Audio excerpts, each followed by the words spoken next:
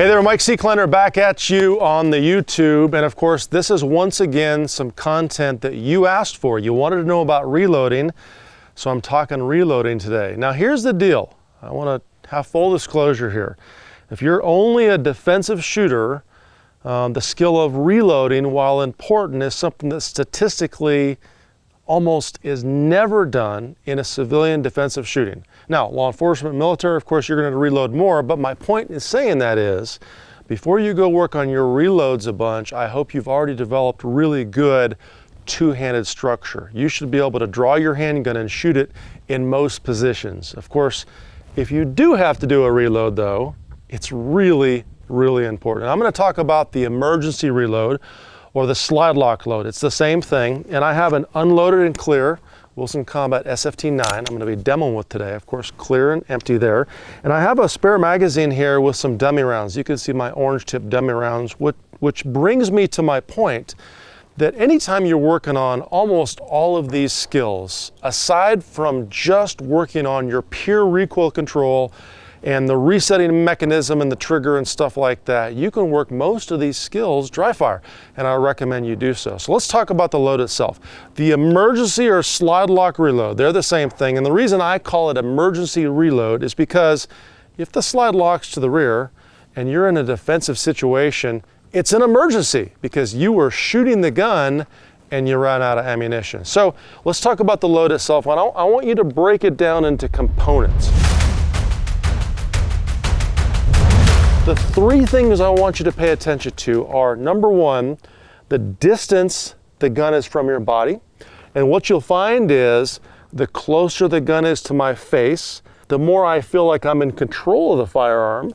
But once I've done the load, the more I have to push the gun back out to a shooting position. So I want to make sure that I'm not getting the gun too close to my face. My reload, if you looked at my full extended shooting position and maybe a fully compressed position, happens somewhere about midway. So that's the distance of the handgun. The second thing I want you to consider looking at is the height. How high should the gun be? And I've seen folks that load the gun really, really high, and I've seen a lot of shooters on my ranges and in classes load the gun really, really low. And the problem with loading the gun really, really low is it's not a very efficient movement, and it pulls your head and eyes down here. And in a fight, we don't want our head and eyes down here, right? So my position for my reloads is typically somewhere up in front of my face, but not in front of my vision. Now my competition load, sometimes I vary that, and I might load the gun just a little bit higher where my visual acuity is below the firearm. But for most of you, you're going to want to load the gun somewhere up in front of your face, but not directly in front of your vision. Now one more thing I'm doing here that I didn't talk about is I have a very, very good grip of the magazine. So the base pad is buried directly in the center of my palm. I have all of my fingers wrapping around the magazine, and my index finger is on the front spine of the magazine. Now I'm not going to put my index finger on the bullet tip like you might see in some videos, because for me it gets in the way of the load and that kind of hurts. So I'm going to have my finger right there along the spine. So the last secret sauce I want to talk to you about is your angle, like the gun angle itself. And what I found is, if I load the gun and find an angle where the magazine well is basically pointing to where the magazine is coming from, when that magazine comes up to the firearm, it's going to slide right into that mag well very seamlessly.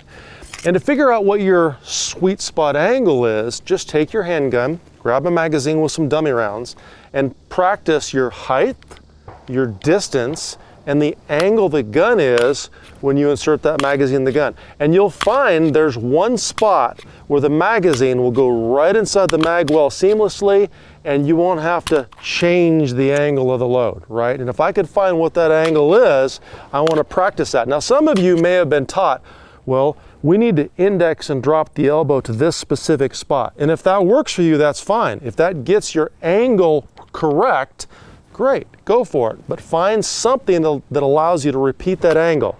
Now I do want to talk very briefly about my visual shift. I visual shift and I glance briefly at the mag well when I'm doing the load. I do this for competition purposes, but I don't really change that for my defensive load. You may say, well, Mike, why do you look? Why are you not looking at the threat? The reality is the gun is empty. So everything that I could possibly do to get the gun loaded seamlessly without any missing of the reload is more important to me.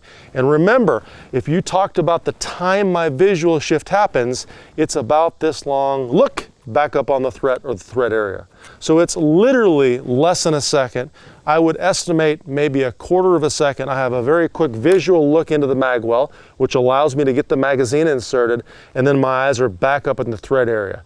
I don't know of any humans that can move even a step in a quarter to, let's say, half a second. So there's my thought on looking the magazine in the mag well, and it will make your reload more efficient. Last but not least, and I'm going to pivot around this direction, when I release the slide, there are many methods to do this, and I let my students experiment and play with all three methods. Number one, of course, with this beautiful Wilson Combat would be to release the slide using the slide release. It's big, it's very obvious, it's very easy to hit, and it's going to be the fastest way to release the slide. I did, however, do a little trick there. Let's see if you caught this. When I release the slide on my firearms, after I insert the magazine and make sure they're seated, I'm reaching up and I'm releasing the slide with my left thumb. Well, of course, I can't reach the slide release with my right thumb, and I wouldn't want to pivot the gun far enough to do so because that would cause me to break my grip. So I'm inserting that magazine into the firearm, making sure it's seated, and I'm releasing the slide as I'm rebuilding my grip. Don't forget, index under the trigger guard and rebuild that good grip. Now granted, you may not want to use a slide release, in which case you could insert that magazine, make sure it's seated, reach over the top of the gun, and use what I call the overhand method of releasing the slide, or you could use the slingshot method. The slingshot method looks like this. Insert the magazine, rotate the gun slightly over like I have a slingshot, and then rebuild my grip indexing under the trigger guard. Any of the three methods will work, and whichever method you utilize, make sure you practice it over and over again. I will tell you from personal experience, the slide lock method is probably the fastest when you put it on a pure timer. So for those of you that are carrying defensively and also maybe shooting some IDPA or other sports, the slide lock release method is going to be a little bit faster, so give that one a shot. But whichever you choose, just practice those. As you see, as I taught this, the reload itself, I use dummy rounds. So dry fire it. Get some dummy rounds in your magazine, work on your height, your distance, your angle, and the proper magazine grip. And then when you've done your repetitions, dry fire. Of course, we can take that to the live fire range, and I'll show you that next. Here we go, live fire. Little secret for you, I love to shoot. Live fire shooting, getting to use this beautiful Wilson Combat SFT9. Gonna work the reload. This is gonna be a 3-shot drill. We're gonna fire 1 round, perform a reload, and then fire 2 rounds after the load. The reason I like to do that is it's a very simple setup, and you're gonna see how I go through the process of setting the gun back up again. And number 2, after I reload, I wanna fire at least 2 shots to find out if my grip was rebuilt properly and I have good recoil control. For the setup, I have an empty magazine in the gun, and I have 1 round of the chamber. Or maybe think about it differently. Take a full magazine, put it in your mag pouch, put 1 round in a magazine, and load your gun with that 1 round magazine, and then we'll go from there. Let me show you the drill. Good draw process, engage, slide locks to the rear, reach down, good sweep, insert slide lock with it, and then 2 shots. When I'm done, I can squat down. You're gonna get your leg working today, and I can practice my tack load and set the gun back up by putting an empty magazine in the gun. Magazine goes right back in the pouch, so now I'm set back up for the drill again. If you'd like, vary your hand start position if you want.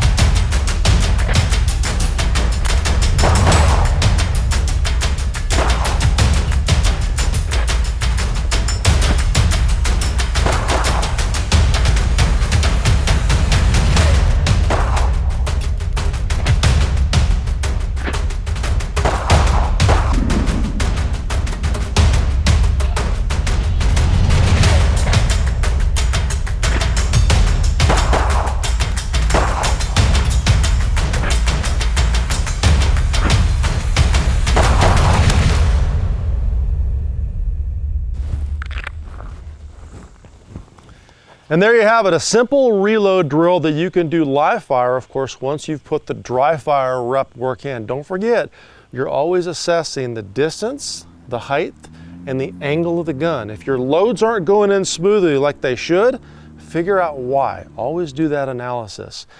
If you're using a slide release method of one variant, my suggestion is you stick to that variant. So practice the 3. Use a slide lock release lever. See how that works out. Make sure you can perform it every single time without missing it. Or if you're using the overhand or the slingshot, that's fine. Do those as well. Just make sure you have good gun position. Don't drop the gun down low, because that's going to pull your head and eyes down low and work those reloads. Once again, you asked for it. We brought it. Reloading, I guess, like a pro. Get out there and do some practice. Don't forget, if you like this, click the like and subscribe to the channel if you haven't done so. And if there's something else you want to see, if you want me to cover some subject of your choice, please put it in the comments. Let us know. It may just show up one day in your video feed.